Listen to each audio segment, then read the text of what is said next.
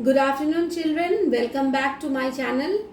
I am Shuma ma'am once again back with class 7, chapter 3, The Delhi Sultans, session 2.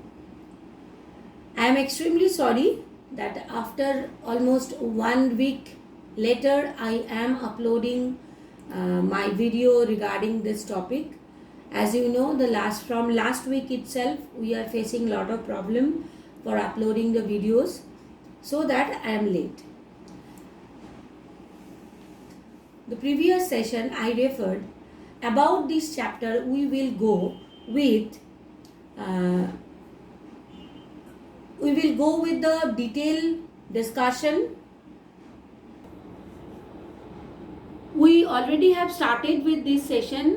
That session was comprised with a lot of information in detail about the Delhi Sultans, which are not being mentioned in your textbook, but you must know about the facts and figures about the Delhi Sultans in detail. And I already referred about this thing. This session we will divide into two parts. The first part we will go with the detailed information out of the context or out of your textual reference, and then we will follow the textbook and along with some related question answer from the part. Let's start with the next slide. We will start with Tughlaq dynasty. You can see the slide. In 1320, Ghazni Malik ended the Khalji dynasty and established Tughlaq dynasty. His son Jauna Khan succeeded him. He got the title Muhammad bin Tughlaq. Muhammad bin Tughlaq was very famous in Indian subcontinental history for his administrative decisions, though these were failure, but still he has followed, or at least he has tried to follow or establish better administration for his kingdom. Innovative ideas of Muhammad bin Tughlaq led him to ruin. These ideas included transfer of capital, uses of token currencies, and imposition of taxes. First, start with the transfer of capital. He transferred his capital to Daulatabad, which was near Aurangabad, 1500 kilometers away from Delhi, to have a better control, and then due to some reason transferred the capital back to Delhi. So once the decision has taken, another time after completion of the decision and execution of decision, when entire army, the set of total establishment shifted to Daulatabad, a very short span of a time, he returned with entire team once again to Delhi. This made people suffer a lot and caused loss of life as well as resources. He tried to introduce bronze coins due to the shortage of silver, but due to the severe problem of fake coins, he withdrew the bronze coins as people started manufacturing coins at their homes. These severely affected the trade and business. Finally, taxation in Doab. Doab was very precious place. He asked people of Doab between rivers of Ganga and Yamuna to pay heavy taxes in order to raise a bigger army.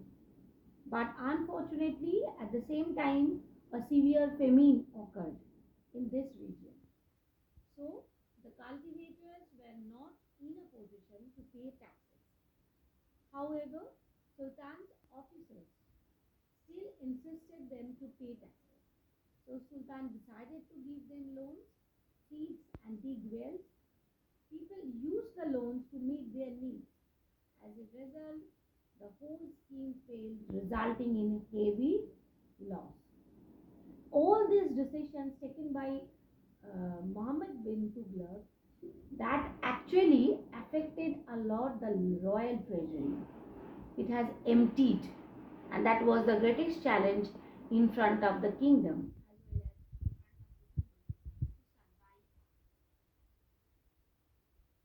After that, Jonna had no main success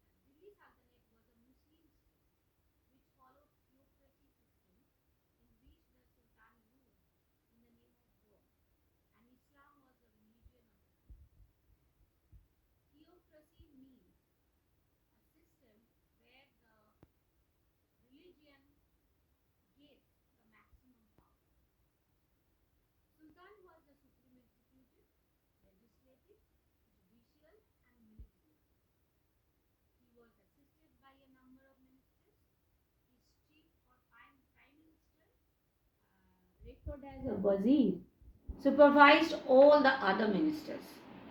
Minister in charge of army was called as Ariz-e-Mumalik. Ariz-e-Mumalik.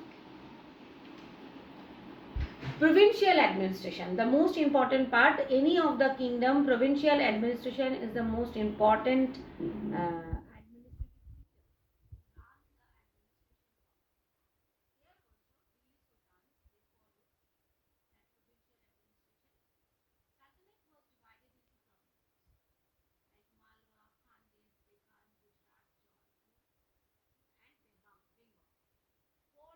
Iqtas. Provinces are called as Iqtas. These were headed by the governors who maintained huge armies so that when any kind of help is needed for the Sultan, they can serve it. Provinces or the Iqtas were further divided into sheikhs headed by Sheikhdas. Sheikhs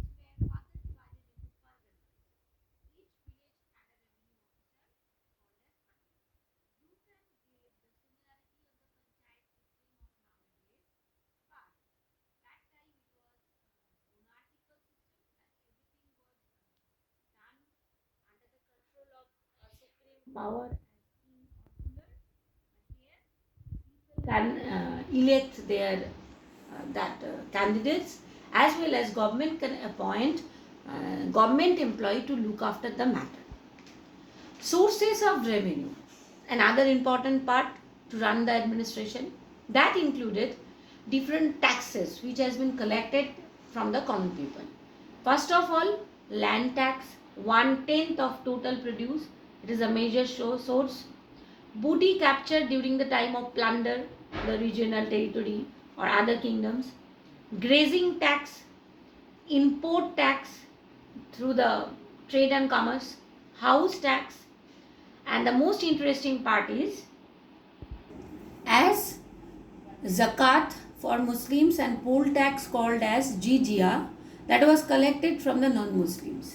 This religious taxes are the most interesting and controversial tax which has been collected by the Delhi Sultans, later on followed by Mughals also. Akbar withdrawn this jizya tax, but Aurangzeb once again imposed this tax to increase his revenue. Now we will start with the textual reference of these Delhi Sultans. It will help you to understand the topic more nicely. You can see in your book, chapter 3 has referred as the Delhi Sultans. First, we will discuss about Delhi as a capital, and second, many cities within a city. That means the story about Delhi. From the early Vedic age and the later Vedic age itself, Delhi was in existence. Previously, it was known as Indraprastha. Pandavas also ruled over that place, but it has been renamed along with the time under the different rulers. Mainly, in this part we will discuss about Tomara Rajputs and the Chauhans who ruled over Delhi. Tomaras, they ruled over Delhi during early 12th century. Their first ruler was Anangapal. Anangapal's time was 1130 to 1145. During the Tomaras itself, it was referred as Lal Kot. Then Chauhanas came into power. They captured that Delhi during the time of 1165 to 1192, and their last ruler was Prithviraj Chauhan. His timing was 1175 to 1192. Why I am referring 1192 very important? Because the previous chapter 2 itself, we discussed about two important battles. That is the Battle of Tarain 1 and Battle of Tarain 2, which fought between Muhammad Ghori and Prithviraj Chauhan. First war, Prithviraj Chauhan won the battle, but back to back next year, Once again, Ghuri attacked or invaded India and he defeated Prithviraj Chauhan. And that was the end of Rajput dynasties who were ruling over Delhi for the time being, and the beginning of Delhi Sultanate era. As you know that through our discussion, the previous discussion, you come to know about the fact that Delhi was very important during the time of early 12th century itself. Tomara Rajputs and Chauhans, they ruled over Delhi. Delhi first became the capital of a kingdom only under the Tomaras, who were the part of Rajput dynasties. I already referred, that time it was known as Lal Kot. The Tomara Rajputs were defeated in the mid 12th century by Chauhans. Delhi became an important commercial center under the Tomaras and Chauhans both. Many rich Jaina merchants lived in Delhi and they constructed several temples over there. They constructed forts also. When Chauhanas ruled over Delhi, they renamed this Kila Rai Pitora. Kila Rai Pitora. There was a wide circulation of coins minted here called Delhi Wall. From this part, you will be getting two questions. First question, that which rulers ruled over Delhi? You are not supposed to, there is a frequently done error by so many of us that Delhi Sultans followed by Mughals. No. The answer will be that the Tomari Rajputs and the Chauhans, they were the early ruler of Delhi. After their time, Delhi Sultanate and followed by Mughal Empire, they ruled over Delhi. Second question, what was the coin, or what is the Delhi Wall? What is Delhi Wall, or which coin was in circulation in Delhi during the time of Tomaras? Answer will be Delhi Wall. Now I am going to the next slide.